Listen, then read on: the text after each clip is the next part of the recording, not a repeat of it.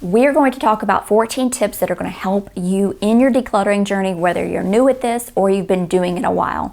But if you have been doing it for a while or you've been thinking about doing it, let me know in the comments down below. I would like to know what your biggest struggle with decluttering has been.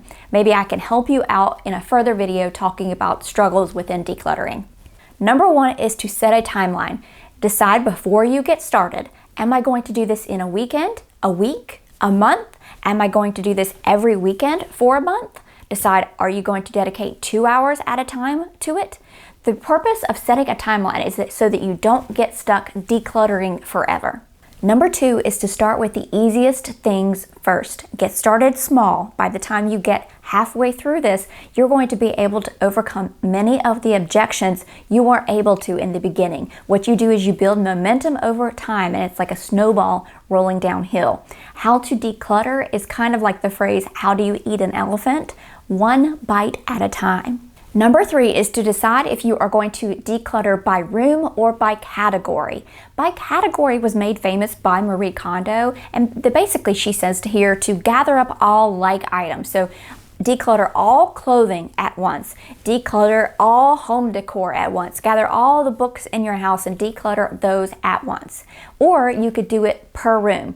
Doing it by category it's supposed to make it easier to make the decisions. For me personally, if you want to know for my personality type, I prefer to go by room because I like seeing quick results in one area, and that motivates me to move on to the next. But decide which type are you going to do, category or by room. Number four is to use the 4-box method. Now, I did not come up with this, but I ran across it some time ago, and I cannot find where it originally arrived from, but props to whoever came up with this. But essentially, it's pretty simple. You want to gather 4 boxes. Doesn't matter if they're Rubbermaid bins or they're boxes from Amazon, things you've gotten delivered. You just have huge boxes hanging around. They could be 4 piles for all it matters. But basically, you're going to have a keep pile, a donate pile, a trash pile, and a maybe pile. This helps you quickly put things into their category because usually your quickest instinct is the best.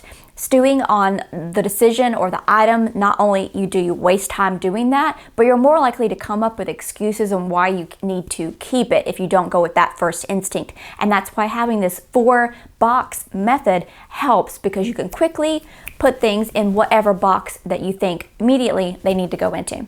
Number 5 is to be merciless and confident in the decision that you make.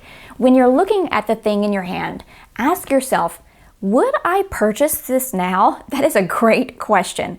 But seriously, if you haven't used something in a year or so, or even 6 months, do you really need it? Could someone else benefit from this thing more than you hanging on to it? Number 6 can help you knowing if you have used an item in a certain amount of time. For instance, at the beginning of each season in your closet, turn all of your seasonal items, let's say it's spring, turn all of your spring items around, not the normal direction that you hang your hangers. Every time you wear something after that time, hang it back the correct way. At the end of the season, go through the items that are still turned the opposite direction and say, gosh, I didn't wear all of these this season. Take a close look at those items and see if you still need them. Number 7 is to not forget about digital clutter. This helps the space within your mind, not just the living space. But maybe it's pictures on your phone that are a bit blurry, or you've got 10 pictures of the same scene. Pick which of those pictures you like the best and delete the rest. Perhaps you need to go through because marketing emails are completely clogging your inbox. You need to go through and unsubscribe from things. Perhaps you need to go through the people you follow on social media because you no longer align with their values, or you find yourself spending money from watching their haul videos. Or maybe just shopping apps that have gotten so cluttered on your phone and you find yourself browsing them. Why not remove them? Remove that digital clutter. Number 8 is to make sure you don't transfer one thing from one space to another. You have to remove the thing from your home. This was my husband's go-to for a while before he got kind of more into letting go of things and realizing that life was more about who was around you and the things that you loved. He would go, well, I can move that to the garage.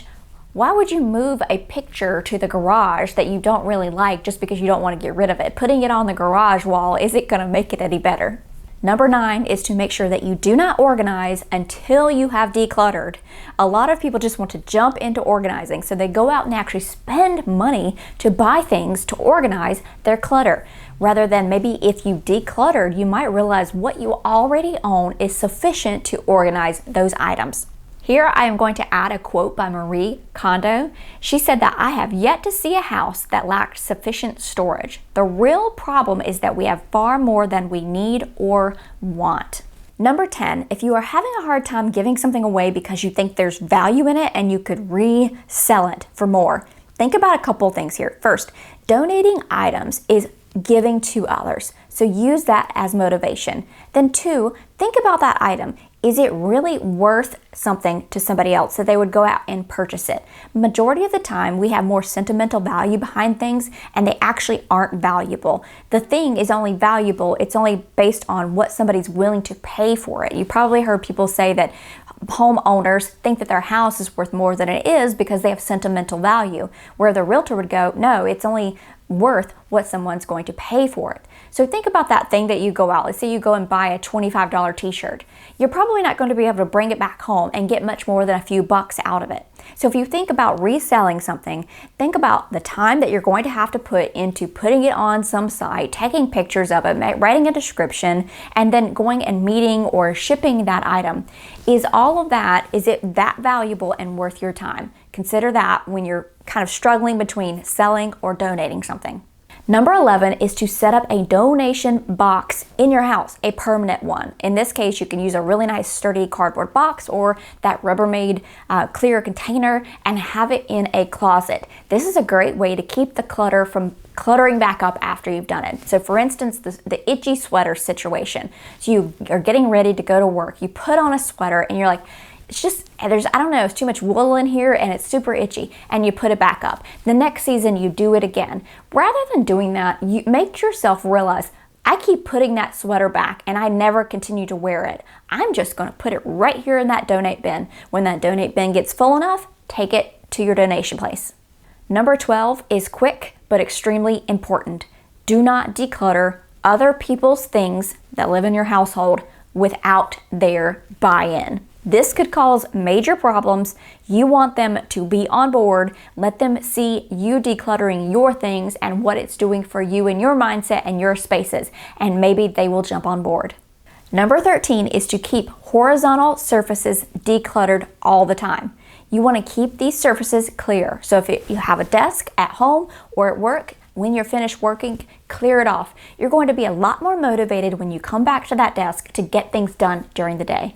At the end of the day, clean off the kitchen counter, dry off the things that you finished washing, put them away. You're going to be a lot more motivated the next morning to be able to put together a quick breakfast rather than being stressed out by the pile of dishes you left behind that you have to dry, put away, or even just wash, and end up stopping at Starbucks on the way into work. Number 14 is regarding sentimental items. This is by far the most difficult category and typically suggested to leave it for last. That way you have, again, that confidence, that resilience that you are ready to go and lead a decluttered life. Think about, is this something that I can take a picture of? Think about who could have this thing that they might love it even more. Maybe it's a collection of items and you decide to keep one or two of the best in that collection. I'm going to add one final quote from Marie Kondo that really hits home regarding sentimental items, and she is stated to have said, no matter how wonderful things used to be, we cannot live in the past. The joy and excitement we feel here and now are more important. Remember that decluttering is a continual process. The ultimate goal here is to create a space that makes you feel calm and comfortable. Let me know down in the comments below if you enjoyed this video and what your decluttering journey is going to start with. Are you going to be a per room or a per category decluttering person? Also, if you enjoyed the video, click on that like button down below. Don't forget to also hit the subscribe button. I would love to have you back for more videos.